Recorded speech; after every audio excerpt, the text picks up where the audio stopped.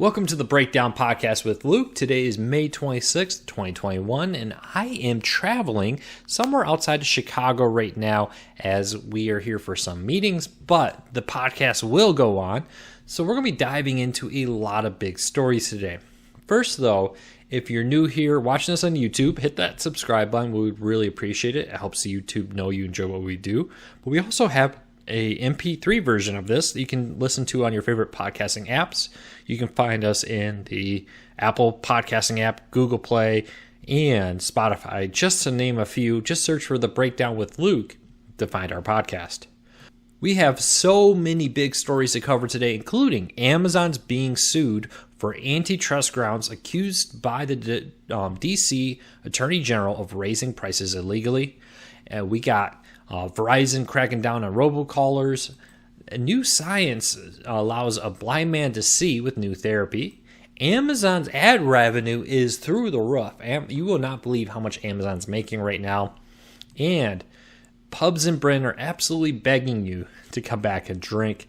We'll let you know how much they want you to drink in a year to help them get back on their feet. But we're going to cover that and so much more in this one. A few things though, again, don't forget to subscribe. Check us out on your favorite podcasting app. But if you have any stories, questions, or things you want me to react to, send me an email, thebreakdownwithluke@gmail.com, thebreakdownwithluke@gmail.com.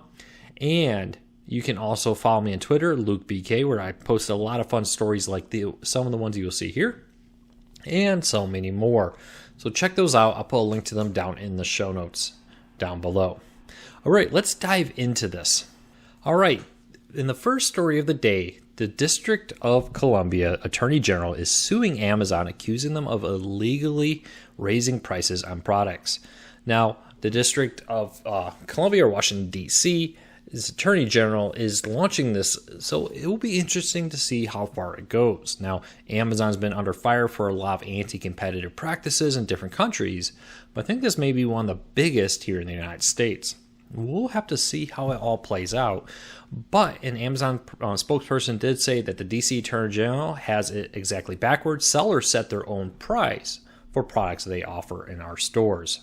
Now, a lot of the issue here seems to be the fact that until 2019, Amazon had a provision in their sellers agreement that prevented third-party sellers from selling products that they also list on Amazon on other places for a cheaper price. So you couldn't, for example, put it on Amazon at $25 and then go sell on Walmart or on eBay or wherever for less. Now, after being pushed back, Amazon quietly removed that back in March of 2019 amid growing antitrust scrutiny. Now, this is kind of a complicated issue. We'll see how it plays out. Now, Amazon's pushing back, saying sellers can set any price they want. They just don't want them trying to charge more. And that is an issue. You know, when you're one of the biggest, you don't want people being like, well, you know, a lot of people don't price compare. I'll sell it for more on Amazon and then cut the price over here or over there, maybe where I get a better split. But there is certain concerns about that being antitrust and illegal price fixing. Now, will they win out? I don't know. I don't know which side's going to win this one. This one's complicated. Well, it'll be interesting to see how the judge reads into these different nuances out there. It is very complicated and a detailed issue, but it definitely shows that Amazon's coming under growing scrutiny as more and more governments and places around the world see Amazon as this growing giant company who's buying up a ton of other companies and dominating markets. The bigger you get, the more scrutiny you get. And I would not be surprised to see more and more cases like this one pop up in different areas. Now, we've seen similar things around the world, but now we're seeing them pop up here in the United States. This lawsuit comes months after federal and state enforcers filed antitrust lawsuits against Google and Facebook also, alleging many different violations of antitrust.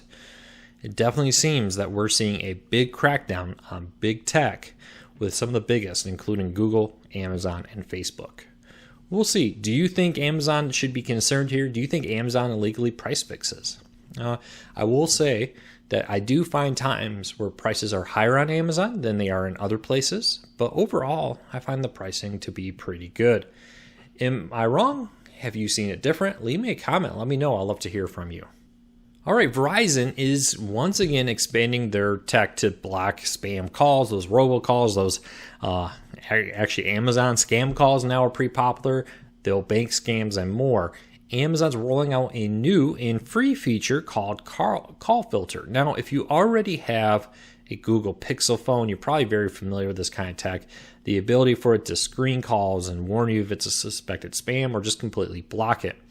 I've loved this feature on my Google Pixel phone for like 4 years now, and it's great to see more and more getting it. But it is interesting to see that they're rolling out now. Now, Verizon has had anti-spam features in the past, and this seems to be an updated version of it with their Call Filter software that they're kind of rebranding a little bit to bring more attention to it.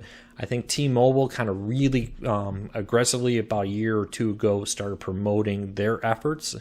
And while others were doing it, it kind of made T-Mobile look like the one company out there that was making efforts to block spam calls. Now Verizon's trying to get that same marketing attention, and I kind of worry that a little late. It's like you should have been advertising this earlier. Why did you wait this long to advertise what you're doing to block spam calls and more? Now, there are FCC requirements that companies have to implement by the end of this year to prevent robocalls and more. And I think a lot of those requirements will be met with this new Verizon Call Filter feature that they're rolling out for free. If you want to learn more, you can go to the website go.vzw, Verizon Wireless, or go.vcw.com/manage-call-filter. I'll put a link down in the show notes down below. All right, and maybe one of the coolest news stories out there that we haven't heard a lot about. Scientists have partially restored a blind man's sight with a new gene therapy. Using different techniques, they were able to give a man who was previously blind a blurry view of objects. Now, this is not a complete restore of eye vision, but it is an amazing step forward in the world of recovering sight. The ability for some types of blindness to be able to give people at least partial sight to see objects and what's in front of you. It's a lot better than no sight at all. And it's a pretty cool feature. Now, hopefully, the scientists hope that this early treatment will lead to further treatments on the road that will even greatly increase it. Now, this testing comes out of France, where a 58-year-old male was given special goggles that gave him the ability to go see the, quote, ghostly perception of objects in a narrow field view. So very narrow, what's right in front of him, he can see. It's more like a ghost kind of results. But this is a huge step forward. And this comes after 13 years of work into trying to restore the sight of people who have lost their vision. The doctor behind it says it's obviously not the end of the road, but it's a major milestone. And I agree with that. Often, I think we get a little frustrated sometimes where it's like, hey, I want this to all be solved today. That rarely happens. You often find small incremental improvements out there and things like this. But I find it very exciting that it's very important step forward in the world of technology that we can even do this. And I know many people who would absolutely love this type of level of improvement in their vision. All right, back to an Amazon story. So Amazon runs ads on their site, right? They're few and far between, but the revenue from Amazon ads is now twice as big as Snap, Twitter, Roku, and Pinterest combined. So when you look at all of Amazon's ad revenue units, whether it be video or it be a traditional banner ad on a web page and more, is now 2.4 times as large as Snap, Twitter, Roku, and Pinterest combined. That's absolutely a huge amount of revenue out there. Now, Amazon is increasingly looking to diversify their revenue income, and banner ads have become a bigger part of that recently. It'll be interesting to see how Amazon plays this out. Will they become a bigger ad revenue company, or will they just continue to focus on it as a side business? We'll wait and see what happens.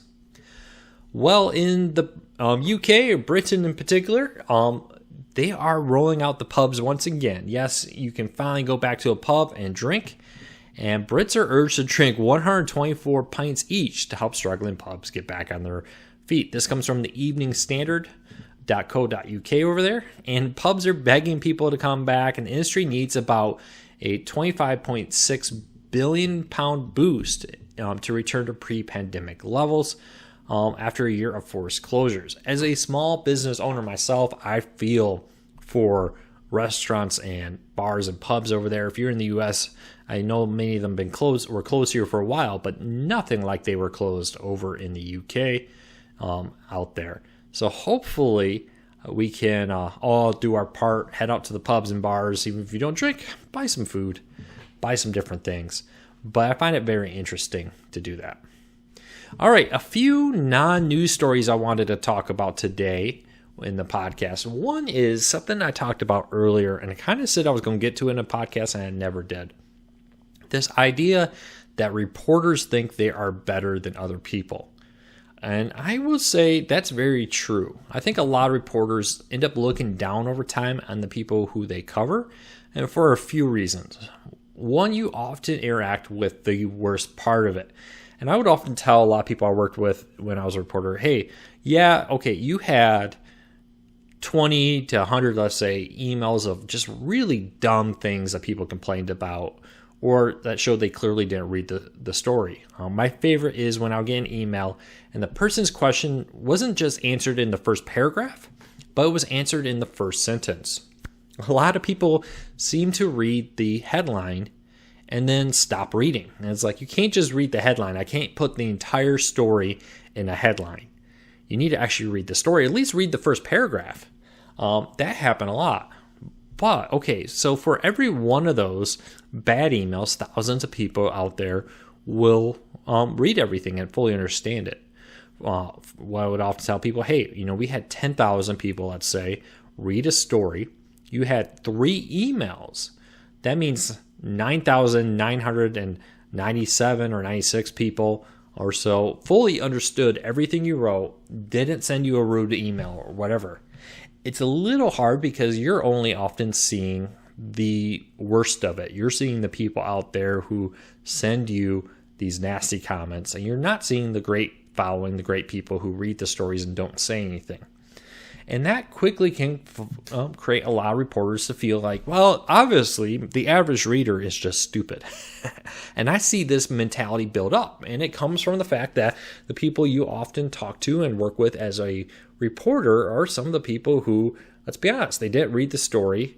I've had mistakes where you're skimming it, you skip over important parts, but it creates this environment of I'm better than them. I must be more intelligent than them. How can they not understand what I wrote? And what you're kind of forgetting is that one person or 2 people is a small fraction of what the total audience of your story is. And I think that really kind of creates a bubble around reporters. Reporters, you become friends with reporters and more, you start feeling like you're more entitled. And I think you see that in some reporting. And I would say for any new reporter out there to really realize that you are not better than the readers, that give your readers better credit than you would think they would have. Because most Americans are extremely intelligent, able to understand what you're saying. You don't need to talk down to them in your story. But when you get used to year after year of just silly comments and silly emails, and you start thinking that this 1 or 2 people who email you represent all of your readers, and you're forgetting, hey, 10, 20, 30, 40, 50,000 people out there, I'm only getting 1 or 2 of these emails. I need to understand that this does not really represent the majority of the people reading this story. So I wanted to touch base on that and kind of say, there are definitely times where reporters act like they are better than the average person. And I think that's a big part of why that happens. I don't know. Have you ever seen that? Have you ever felt like a reporter's talking down to you? That's kind of how I see it. All right.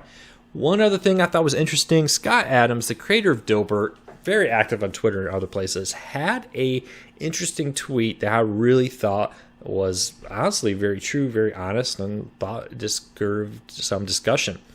And in a tweet he sent out earlier this week, it said, there is a massive loneliness epidemic happening right now, and it's probably one of the biggest problems in the country by a lot. And I agree with that. I think there are a lot of people who, after self-isolating for a very long time, in the last year, you think about all the people who live alone or live with one or people who are very scared to go out, understandably, has created this problem of a massive number of people living in loneliness who feel isolated and cut off from everyday human contact.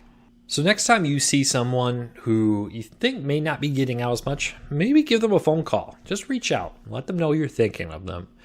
Could be your parents, especially if you have parents living in retirement homes and more. A lot of those have been locked up, unable to see family and friends. Take the time. Reach out to them. Pay attention to that. That's very important. Human contact is important, and I don't think internet contact replaces it. Facebook, Twitter, video chats are good, especially video chats, but I don't think they replace good old-fashioned human face-to-face or even a phone call if that's all you can do. So keep that in mind. I can already see people saying, well, is it safe? Do whatever you feel is safe for you, but make sure people know you're thinking of them. Make sure people know that they're not alone, because I bet you family and friends of yours are feeling very alone and very isolated right now after that very long year. And lastly, what may be one of the most interesting stories out there is Facebook is allowing you to now hide the number of likes on Instagram and on Facebook posts. This is a really cool feature. I think a lot of people get overly obsessed with it, especially when it comes to the negative versus the positive things. Because sometimes you have to report bad things. For example, if you're a school and we're going to be closed or this or that, not always do you want to have all the likes or comments on it. If you're for example, a government official and you're talking about making an announcement of new rules or whatever, I can understand why people would want to turn that off. But I was wondering, what do you think of that? Do you like that? Or do you think it's a bad idea? I know a lot of people really like the ability to come back and say, hey, I really want my opinion that I don't like this tweet, this whatever, Facebook post, Instagram post, or more. I want my views to be seen on that. Or do you think it's a good thing that, hey, sometimes you don't want people to be able to comment and reply to your Facebook and social media posts? Leave me a comment. Let me know what you think on that. But it's a cool new feature that will be rolling out soon where everybody will be able to do just that. All right, everybody, that's the podcast for this week. I know it's a little bit short. Hopefully back to a longer form one next week as I'll be back home and ready. As I get older, I always thought business trips would be something fun to do a lot, but honestly, they're not that much fun. You don't really get a chance to see everything. You're out there, you're in meetings, you come home, you're all tired, you have to get up early the next morning. It's not like you're going to explore the city. You're just going from hotel, which all look the same, to conference room, which all look the same, back to hotel. Face-to-face is still important. It's a big, important part of business and the world in general. But yeah, the whole idea I thought of being a business traveler, traveling all over the world, isn't nearly as fun as I thought it would. The good news is I somehow became a diamond member at a lot of places over the last year. So that's pretty fun. All right, everybody, I hope you have a fantastic day. If you're watching this on YouTube, make sure you hit that subscribe button and that thumbs up. It really does help us. If you're following us anywhere, make sure to follow us on Twitter, LukeBK there. And send me an email if you have a story you want me to cover, a question you want me to talk about. Send me an email, thebreakdownwithluke@gmail.com. thebreakdownwithluke@gmail.com. Thank you, everybody, for your support. I really appreciate it. We'll be back with another video, another podcast real soon.